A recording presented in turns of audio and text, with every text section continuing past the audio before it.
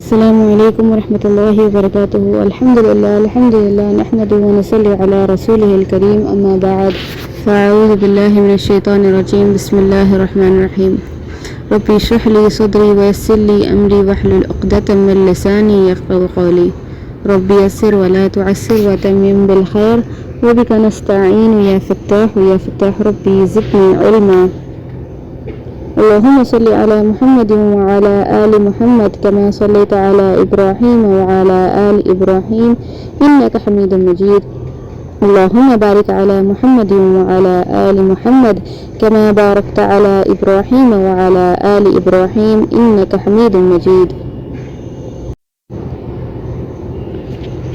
تو ہم نے پچھلی کلاس میں جو ہے خدیجہ رضی اللہ تعالیٰ عنہ کے بارے میں دیکھا تھا رائٹ. تو آج جو ہے ہم تھوڑا سا اور ان کے بارے میں دیکھ لیں گے کہ حالہ بنت خویلد ان کے بڑی بہن تھے جن کا ہم نے پہلے ذکر کیا تھا، جو نبی صلی اللہ علیہ وسلم کو انٹروڈیوس کیے تھے خدیجہ رضی اللہ تعالیٰ عنہ کو. تو ان کے بیٹے ابو العاص رضی اللہ تعالیٰ عنہ جو زینب رضی اللہ تعالیٰ عنہ کے ہسبینڈ بنے، آگے جا کے بعد میں جو ہے ان کے ہسبینڈ بنے. تو خدیجہ رضی اللہ تعالیٰ عنہ کے داماد بھی تھے انہیں اور ان کے بھانجے بھی تھے. اب اس کے بعد جو ہے نیکسٹ حزام، جن کے بیٹے تھے جو بھتیجے تھے نبی خدیجہ رضی اللہ تعالیٰ عنہ کے، حکیم بن حزام رضی اللہ تعالیٰ عنہ، یہ وہی تھے جنہوں نے جو ہے زید بن حارث کو خدیجہ رضی اللہ تعالیٰ عنہ کو گفٹ میں دیا. اور نیکسٹ ہے زبیر بن عوام رضی اللہ تعالیٰ عنہ. تو زبیر بن عوام رضی اللہ تعالیٰ عنہ جو ہے یہ آگے جانے کے بعد آگے ان کی اور سٹوری آئے گی. یہ ابھی تو ہم یہ جان سکتے ہیں کہ ان کا نام جو ہے عشرہ مبشرہ میں سے ہے. زبیر بن عوام رضی اللہ تعالیٰ عنہ کا نام عشرہ مبشرہ میں سے ہے. اور نبی صلی اللہ علیہ وسلم نے فرمایا کہ ہر نبی کا ایک حواری ہوتا ہے، اور میرا حواری جو ہے زبیر بن عوام رضی اللہ تعالیٰ عنہ ہے. تو ابھی یہ تینوں کے بارے میں جو ہے ہم اور تھوڑا سا ڈیٹیل میں آگے دیکھیں گے. تو یہ صرف میں نے آپ کو بریف ایکسپلینیشن دیا ہے ان کے بارے میں. نیکسٹ اس کے بعد جو ہے بیت اللہ کی تعمیر کا. تو بیت اللہ کی تعمیر ہماری ٹاپک تھی، وہ دیکھنے کا تھا ہم کو. تو پہلی بار جو بنایا گیا وہ ابراہیم علیہ السلام نے بنایا. تو بنیادیں جو ہے پہلی بار بنیادیں تو نہیں، مگر اللہ تعالیٰ نے حکم دیا ہے کہ بنیادوں کو اونچا کرنے کے لیے بولا گیا تھا. تو بنیادوں کو اونچا کرنا یعنی بنیادیں تو فاؤنڈیشن ہے، تو فاؤنڈیشن آلریڈی لیڈ ہے کہ فاؤنڈیشن آلریڈی وہاں پر لیڈ ہے. اور پھر اس کے بعد ان کو حکم دیا جا رہا ہے، اللہ تعالیٰ ابراہیم علیہ السلام کو حکم دے رہے ہیں کہ وہ فاؤنڈیشن جو آلریڈی ڈلا ہوا ہے اس کے اوپر تم کیا ہے دیواریں اونچی کرو. تو دیواریں اونچی کرنے کا جو ان کو حکم دیا گیا ہے وہ کس لیے دیا گیا؟ کیونکہ بنیادیں جو ہے آلریڈی اللہ تعالیٰ نے جبرائیل علیہ السلام کے ذریعے سے وہاں پر رکھ دی تھی.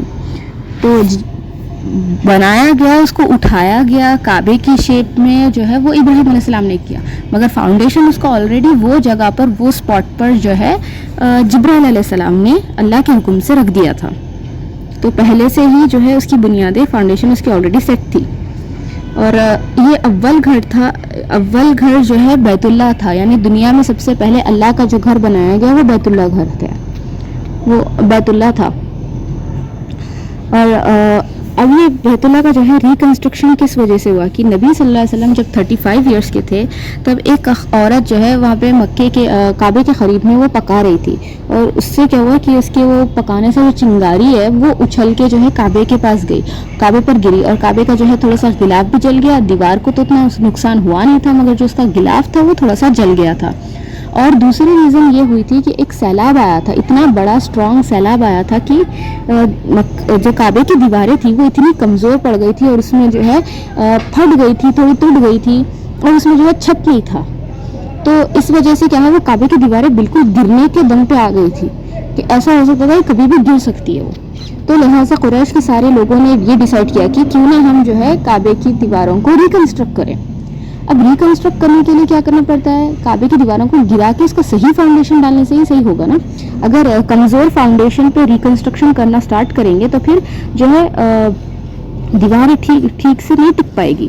تو اسٹرانگ کنسٹرکشن کے لیے انہوں نے یہ ڈیسائیڈ کیا کہ ہم جو ہے دیواریں گرا کر اس کے بعد ریکنسٹرکٹ کریں گے. مگر سوال یہ اٹھتا ہے کہ دیواریں گریں گی کیسے. تو اب اس کے بعد جو ہے انہوں نے یہ کیا کہ ٹھیک ہے ابھی تو جو ہے ہم پلان ڈالتے ہیں, تو پہلے کیا ہے اس میں حلال منی استعمال ہوگا, یعنی جتنا پیسہ ہے سب حلال ہوگا. اور یہ آئیڈیا کس کا تھا؟ ابو جہل کا آئیڈیا تھا. تو ابو جہل نے کیا بولا کہ ہم جو ہے پورا حلال پیسہ اس میں استعمال کریں گے. اور حلال پیسہ کون سا ہونا چاہیے؟ وہ نہیں جو اس میں کیا بولتے ہیں, ایسا پیسہ نہیں جو پروسٹیٹیوشن میں یا کسی کے پاس سے چھین کر استعمال کیا گیا ہو یا کسی کا چوری کا مال ہو, ایسا والا جوا کھیل کر یہ والا مال حلال نہیں ہوگا. انہوں نے خود ڈیفائن کیا کہ حلال مال کون سا ہے, تو خود انہوں نے ڈیفائن کر کے وہی حلال مال جو ہے استعمال کیے. اچھا, اب اللہ کی طرف سے ایسی ان کے لیے ایک مدد آئی ہے کہ ایک روم کا بادشاہ تھا. روم جو ایریا ہے, کنٹری ہے, اس کا بادشاہ چاہتا تھا کہ ایک اس کو پتا چلا تھا کہ یمن میں کلیسا ہے, یعنی ایک چرچ ہے, جو وہ چرچ کو جو ہے وہ ایک اچھے سے ڈیفائن کر کے بنانا چاہتا تھا. تو اس نے کیا کیا کہ وہ بولا کہ مجھے جو ہے وہاں پہ ایک یمن میں جو وہ چرچ ہے میرے کو اس کو اچھے سے پھر سے رینوویٹ کرنا ہے, دوبارہ ریکنسٹرکٹ کرنا ہے. تو اس نے اپنے لوگوں کو اور اپنے سامان کے ساتھ, سب سے بیسٹ کوالٹی کے سامان کے ساتھ اس نے یمن کی طرف بھیجایا. راستے میں شپ کے تھرو جا رہے تھے, تو راستے میں کیا ہوا, ایک تھوڑا سا طوفان آیا اور جو سامان تھا تھوڑا سا پانی میں بھگ گیا اور باقی کا جو ہے تھوڑا سا پانی میں گر گیا. اور اس کی وجہ سے کیا ہوا, شپ جو ہے یمن کی طرف جانے کی بجائے پلٹ گئی. اور جو لوگ تھے, مطلب جو سیلرز تھے, وہ شپ کو لے کے کیا کرے, جدہ پہنچ گئے. اب جیسے یہ بات بادشاہ کو پتہ چلی تو بادشاہ نے بولا کہ ٹھیک ہے جو بھی سامان ہے وہ وہاں جدہ میں کم دام میں بیچ دو اور باقی کے لوگ واپس آ جاؤ. تو اب یہ ہوا کہ مکہ والا کے یہ قریش والوں کو پتہ چلا کہ جدہ پہ جو ہے, جدہ میں وہاں پر بہت کم دام میں بہت اچھی کوالٹی کا سامان بک رہا ہے. تو سب لوگ گئے وہاں پر اور ان لوگوں نے سامان خریدا بہت کم دام میں, اور اچھے سے اچھے جو کرافٹس مینس جو تھے ان سب کو بھی خریدا اور اپنے ساتھ جو ہے بہترین کرافٹس مینس کو سب کو لے کر آئے اور اچھی کوالٹی لے کر آیا. تو یہ اللہ کی طرف سے ایسے ہوا کہ اللہ تعالیٰ نے سب سے اچھی کوالٹی جو ہے ان کے ہاتھ لگا دی تھی. ٹھیک ہے, سب سے اچھی کوالٹی ان کو مل گئی تھی. اب یہ لوگ آئے یہاں پہ کنسٹرکشن کے لیے. اب ان کا ہوا کچھ ایسا کہ اب یہ لوگ جو ہے اب سوچنے لگے کہ اب اس کی دیواریں اب ہم کو توڑنی پڑے گی. تو توڑے گا کون؟ تو کون توڑے گا اس کو؟ کیونکہ اب ان کو یہ تھا کہ ان کو یاد تھا کہ 35 ایئرس ایگو, یعنی نبی صلی اللہ علیہ وسلم کی پیدائش سے 50 سے 55 دن پہلے جب یمن کا بادشاہ ابراہا آیا تھا توڑنے کے لیے, تو اس کے اوپر کتنا بھینکر عذاب آیا تھا. ان کی آنکھوں کے سامنے ہوا تھا وہ چیز, تو ان کے ذہنوں میں تھی وہ بات, تو اسی لیے یہ لوگ گھبرا رہے تھے کہ کون توڑے گا اس کو.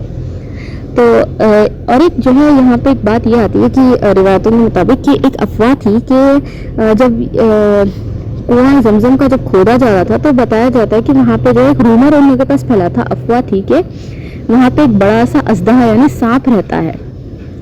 تو ہوا ایسے ہی کہ ایک وہ اژدہا, وہ جو سانپ ہے وہ آ کے کعبے کے پاس بیٹھ گیا, اور اچانک سے جو ہے اتنا بڑا پرندہ آیا جو کہ انہوں نے کبھی دیکھا ہی نہیں. تو اتنا بڑا عجیب سا پرندہ آیا, آ کے وہ سانپ کو, بڑے سے سانپ کو اٹھا کے لے کر چلا گیا. تب ان کو ایسا لگا کہ اللہ تعالیٰ نے ایک جو بڑی مصلحت تھی وہ ٹال دی اللہ نے ان کے سر پہ سے, تو اب لہٰذا جو ہے کچھ نہیں ہوگا. تو اب وہ لوگ سوچے کہ ٹھیک ہے چلو بھائی اب کچھ نہیں ہونے والا ہے, تو پھر اب ہم لوگ جو ہے اس کو کعبے کی دیواروں کو ڈھا سکتے ہیں, یعنی گرا سکتے ہیں, پھر اس کے بعد اس کا فاؤنڈیشن پھر سے اسٹرانگ ریکنسٹرکٹ اس کو کر سکتے ہیں. تو اب انہوں نے یہ بات سوچی اور پھر اس کے بعد اب یہ سوچنے لگے کہ اب اس کو کرے گا کون, شروعات کون کرے گا ڈھانے کی.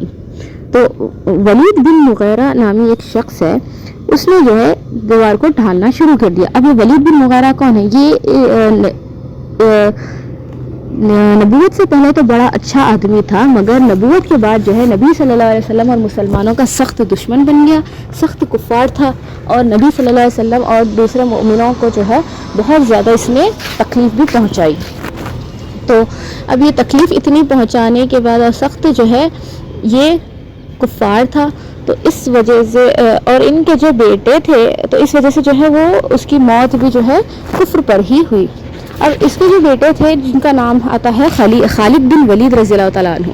خالد بن ولید رضی اللہ تعالیٰ عنہ جو ہے نبی صلی اللہ علیہ وسلم کی بہت زیادہ مدد کی. اسلام نبوت آنے کے بعد اسلام قبول کیا انہوں نے, اور نبی صلی اللہ علیہ وسلم کی جو ہے بہت بہترین صحابہ بن کے رہے ہیں. اب ایسا ہوا کہ ولید بن مغیرہ نے دیوار تو ڈھال دیا تھا. اب لوگ انتظار میں تھے کہ ولید بن مغیرہ پر کچھ عذاب آئے گا یا پھر جو ہے اس کے ساتھ ایسا ہوگا کہ وہ اللہ کیا اس کے اوپر جو ہے پنشمنٹ آئے گی اور وہ مر جائے گا. تو لہٰذا ان لوگوں نے انتظار کیا. بتایا جاتا ہے کچھ روایتوں کے مطابق کہ انہوں نے 3 دن بھی انتظار کیا کہ ولید بن مغیرہ کو اگر کچھ نہیں ہوا تو پھر ہم جو ہے اس کا ساتھ دیں گے. تو جب انہوں نے انتظار کیا, دیکھا کہ کچھ نہیں ہوا ولید بن مغیرہ کو, تو پھر سب نے کیا ہے دیوار ڈھالنا شروع کر دیا. اب وہ دیوار جب انہوں نے ڈھالی تو پھر اس کے بعد جو ہے جو دروازے کا سائڈ تھا وہ عبد مناف کو ملا, اور دروازے کے بالکل بازو کا جو سائڈ تھا وہ بنو مخزوم کو ملا. بنو عبد مناف اور بنو مخزوم. بنو مخزوم جو ہے قصی کے عبد الدار کی نسلوں میں سے تھے. بنو مخزوم جو ہے عبد الدار کے اس میں سے ملے تھے, بنو قصی کے جو ہے بیٹے جو تھے نا. تو اب بنو عبد مناف اور بنو مخزوم دونوں بھی جو ہے کمپٹیشن ان کے بیچ میں چلتا تھا, ایک رائیولری کمپٹیشن ان کے بیچ میں ہمیشہ چلتا تھا. کزنس بھی تھے اور جو ہے فیملی فیوڈ جیسا نہیں تھا ان کے بیچ میں, مگر ایک کمپٹیشن تھا, ایک دوسرے سے بہت زیادہ جو ہے کمپٹیٹیو یہ لوگ ہوا کرتے تھے. جیسے میں نے پہلے ہی بتایا تھا قصی کے ٹائم پہ کہ یہ قریش کے لوگ کیسے تھے, ایک دوسرے سے جو ہے کزنس بھی ہوتے تو بہت زیادہ کمپٹیٹیو ہوا کرتے تھے. تو اب وقت ایسا آیا کہ دروازے کا سائڈ جو بنو عبد مناف کو ملا اور جو دوسرا بنو مخزوم کا سائڈ ہے وہ جو ہے بازو کی دیوار جو ہے وہ بنو مخزوم کو ملی. تو اب وہاں پر جو ہے حجر اسود یعنی دا بلیک سٹون, یہ جو سٹون ہے یہ بلیک سٹون کو جو ہے ان کو فٹ کرنے کا جب حجر اسود کا ٹائم آیا تو پھر جو ہے یہ دونوں لڑنے لگے کہ ہم کو شرف ملنا چاہیے, ہم کو شرف ملنا چاہیے. تو جب یہ 2 قبیلے کے لوگ لڑ رہے تھے تو دوسری 2 سائڈ پہ بھی جو ہے انہوں نے ایکچولی پورا انہیں ڈیوائڈ کر لیا تھا کہ کون سے قریش کا کون سا گھرانہ جو ہے کون سے حصے کی دیوار بنائے گا. تو اس سے کیا ہے پورے قبیلوں نے مل کر کعبے کا ریکنسٹرکشن کیا تھا, سب کو کعبے کی ریکنسٹرکشن میں حصہ ملا تھا. تب وہ یہ ہوا کہ انہوں نے جو ہے یہ 2 تو لڑ رہے تھے, یہ 2 قبیلے تو لڑ رہے تھے, پھر دوسری جو 2 سائڈ کے جو قبیلے تھے وہ لوگ جو ہے اور لڑائی میں جو ہے وہ لوگ بھی شامل ہو گئے اور بولے کہ نہیں ہم کو بھی جو ہے حجر اسود کا شرف ہم کو ملنا چاہیے. تم دونوں کہاں سے خالی لڑ رہے ہو, تم دونوں کو لگتا ہے کہ تم دونوں کو ملے گا حجر اسود کا شرف, نہیں ہم کو بھی تو حجر اسود کا شرف ملنا چاہیے. تو یہی کہہ کر جو ہے یہ لوگ آپس میں چاروں لڑنے لگے, اور لڑتے لڑتے جو ہے اتنی لڑائی بڑھ گئی تھی کہ خون خرابے تک آنے کی بات آ گئی تھی کہ ایک دوسرے کو جو ہے قتل داری پہ آ گئے تھے. تو اس میں ایک شخص تھا جو بوڑھا شخص تھا ابو امیہ نام کا, تو وہ آگے آیا اور اس نے بولا کہ تم لوگ لڑتے کیوں ہو, اپنے مطلب اتنی چھوٹے سی چیز کو جو ہے تم لوگ خون خرابے پہ اپنی جو ہے کیوں آ رہے ہو, آپس میں جو بھائی چارگی تمہاری ہے مطلب بردرہڈ جو ہے تم نے بنائے رکھا ہے وہ کیوں تم کو بریک کرنا ہے. تو لہٰذا اس وجہ سے کیا ہے اس نے بتایا کہ مکہ کے پریمیسس میں جو نیکسٹ داخل ہوں گے وہ ہمارا جو ہے فیصلہ کریں گے, اس کا ہم ان کے حق میں اپنا حجر اسود کا فیصلہ رکھتے ہیں. تو مکہ کے پریمیسس یعنی وہ ایک ان لوگوں نے ایک انٹرنس جیسا بنایا تھا, ایگزیکٹلی ڈور نہیں تھا بٹ اس کو ایک پریمیسس مانا جاتا تھا مکہ کا, یا کعبے کا پاس آنے کا جو ہے پریمیسس وہ لوگ مانتے تھے. تو وہ لوگ دیکھیں کہ اب وہ نیکسٹ پریمیسس سے جو بھی انٹر ہوں گے وہ انٹر ہونے والے شخص ہمارے جو ہے حق میں فیصلہ کریں گے. تو ہوا یہ کہ اللہ تعالیٰ نے نبی صلی اللہ علیہ وسلم کو اس دروازے سے تبھی داخل کیا. یہ ان کا جو ہے ایک لک بول کے یہ لوگ کھیلا کرتے تھے کہ اگر ان کو کوئی چیز کا فیصلہ کا جو ہے اگر کوئی سلیوشن نہیں مل رہا تو یہ لوگ لک بول کے چلاتے تھے. تو اسی طریقے سے جو ہے انہوں نے بولا کہ چلو ہم جو ہے اپنا وہ لک جو ٹرائی کرتے ہیں وہ کریں گے. تو سارے جو لوگ تھے, سارے قبیلے کے لوگ چاہتے تھے کہ ان کا کوئی آدمی نیکسٹ انٹر ہو, مگر جب انہوں نے دیکھا کہ نبی صلی اللہ علیہ وسلم انٹر ہوئے تو سب کے سب جو ہے پورے قبیلے خوش ہو گئے. حالانکہ نبی صلی اللہ علیہ وسلم بنو عبد مناف سے بلانگ کرتے تھے نا, مگر بنو مخزوم کے لوگ بھی خوش ہو گئے اور سب بولے کہ نبی صلی اللہ علیہ وسلم جو بولیں گے ہم اس سے راضی ہو جائیں گے, کیونکہ انہوں جو ہے اتنے زیادہ صحیح فیصلہ کرنے والے تھے. تو اسی لیے کیا ہے سب لوگ خوش ہو گئے اور پھر اس کے بعد سب کہنے لگے کہ ٹھیک ہے اب ہم دیکھتے ہیں کہ جو ہے نبی صلی اللہ علیہ وسلم ہمارے حق میں کیا فیصلہ کرتے ہیں. تو پھر انہوں نے جو ہے پوری بات کی اور پورا بات کو سمجھایا. سمجھانے کے بعد انہوں نے بتایا کہ چلیے اب آپ جو ہے ہمارے لیے حق میں فیصلہ کریے. تو اس کے حق میں یہ فیصلہ ہوا ہے کہ نبی صلی اللہ علیہ وسلم نے کہا کہ ایک چادر لاؤ. اس چادر میں جو ہے انہوں نے حجر اسود کو رکھا اور حجر اسود کو رکھے. اس کے بعد کہا کہ پورے قوم کے پورے قبیلوں کے لوگ جو ہے اس چادر کو پکڑو اور پکڑ کے چادر یعنی بیڈ شیٹ تو اس کو پکڑو اور اس کو جو ہے اونچائی تک اٹھاؤ جہاں پہ اس کو پورا بٹھانا ہے, فکس جہاں پہ کرنا ہے. تو یہی کر کے جو ہے نبی صلی اللہ علیہ وسلم نے اپنے ہاتھ مبارک سے اس کو اٹھا کے اس میں فکس کیا. تو یہ شرف جو ہے اللہ تعالیٰ کے ذریعے سے نبی صلی اللہ علیہ وسلم کو ملا کہ نبی صلی اللہ علیہ وسلم نے حجر اسود کو کعبے کے اندر بٹھایا. اب یہ واقعہ پیش ہونے کے بعد اب یہاں پر کیا ہوا کہ یہ لوگ جو کعبے کو پریپریشن اب جو کر رہے تھے, کعبہ جو بنا رہے تھے, تو بناتے بناتے کیا ہوا فنڈز ان کے کم پڑ گئے. تو فنڈز کم پڑنے کی وجہ سے پہلے جو کعبہ تھا ابراہیم علیہ السلام نے بنایا تھا وہ ریکٹینگل شیپ کا تھا. اب وہ ریکٹینگل شیپ کا جو کعبہ تھا وہ فنڈز کم پڑنے کی وجہ سے جو ہے اسکوائر شیپ کا ان کو کرنا پڑا. اور اسکوائر شیپ کا کرنے کی وجہ سے جو ہے اس کے بعد جو نارتھ سائڈ میں جو ایسے راؤنڈ شیپ جو آتا ہے, یہ راؤنڈ شیپ کا جو یہ وائٹ کلر کا جو ہے نا وہ ایریا جو ہے وہ لوگ مکے کعبے کے اندر کا ایریا تھا. تو انہوں نے جو ہے وہاں پہ ایک چھوٹی سی دیوار کھڑی کر دی اور اس کو حتیم بلایا.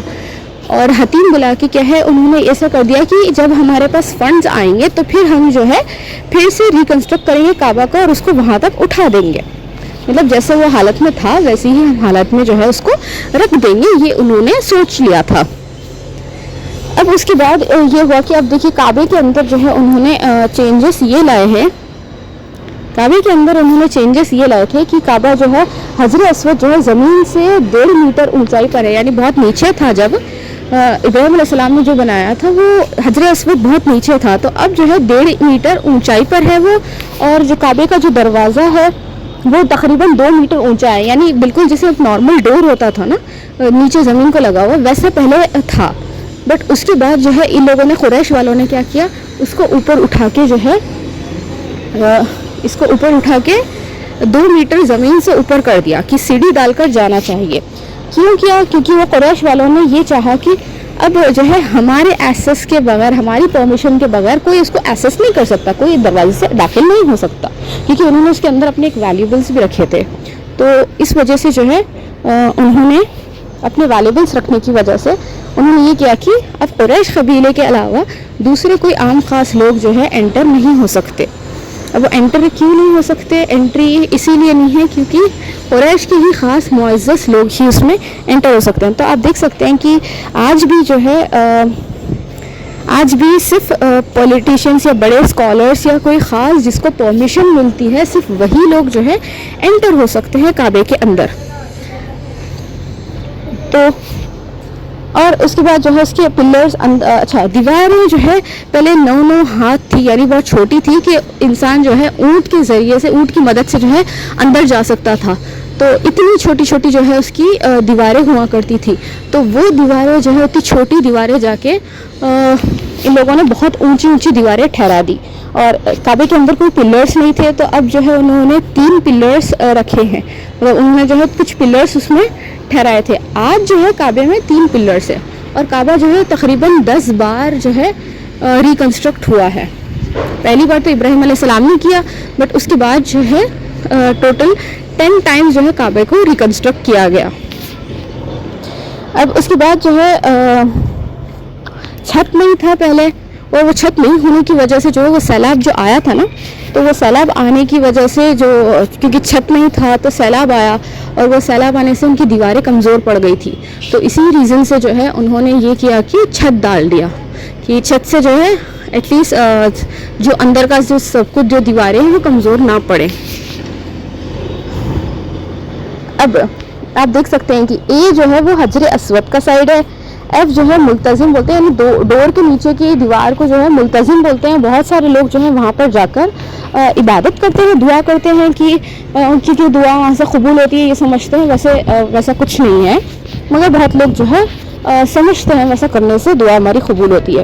سی جو ہے مقام ابراہیم ہے جہاں پر نبی ابراہیم علیہ السلام ٹھہر کر جو ہے کعبے کو تعمیر کیے تھے.